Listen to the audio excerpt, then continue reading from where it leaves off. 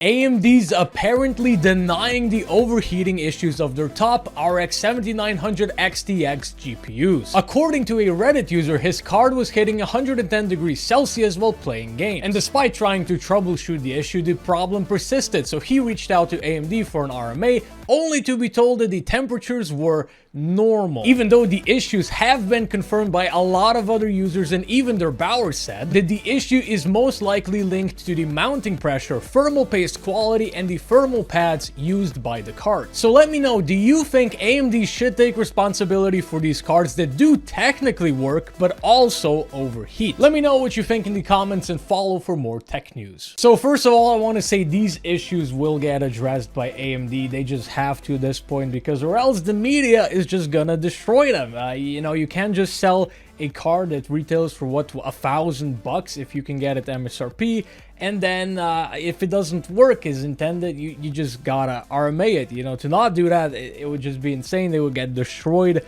by the media. It is definitely not normal for your card to be running at its maximum temperature with the maximum fan speed and still down throttling because it's just too hot. Now, the only thing that I find very annoying with this issue is that AMD should just be very aware of it. So this guy, maybe he didn't specify all the information, wrote to AMD, and they said, no, that's normal. But the thing is, they're just making the return process more infuriating and more difficult. It's already bad enough that the card doesn't work. Maybe in the best case scenario, he's gonna have to ship the card and wait for a new card, and he's gonna be without a graphics card for who knows how long, which is obviously pretty bad if he has to do work on his computer or if he just wants to play some games. And I've had to deal with many of these support requests in the past, and it's very infuriating when you get a product, it doesn't work, you troubleshoot it, you research it for a few hours, and you find out, yep, this thing doesn't work. So you go on your computer, you open the notepad, you write a very detailed description,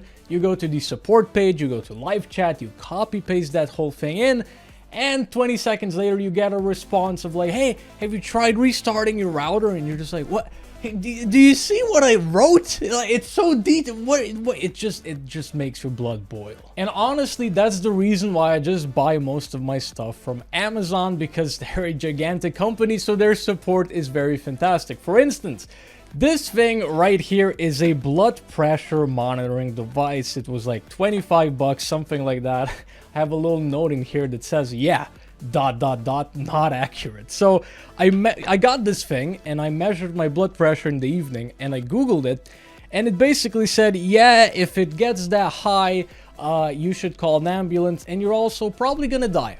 So that was fun to go to sleep with. So the next day I went to my mom. She has like a very older model from a good company, and it was quite expensive back in the day, and it was totally normal. And when she tried this thing also told her she was gonna die. So I already saw sort of the writing on the wall, because this thing was not accurate, but like, you have to take my word for it. I already saw the path of like, okay, I can just eat this like $25 that I spent, or I'm probably gonna have to go to a doctor and get like an official reading verification that this thing is inaccurate for me, that so that I'll be able to return it.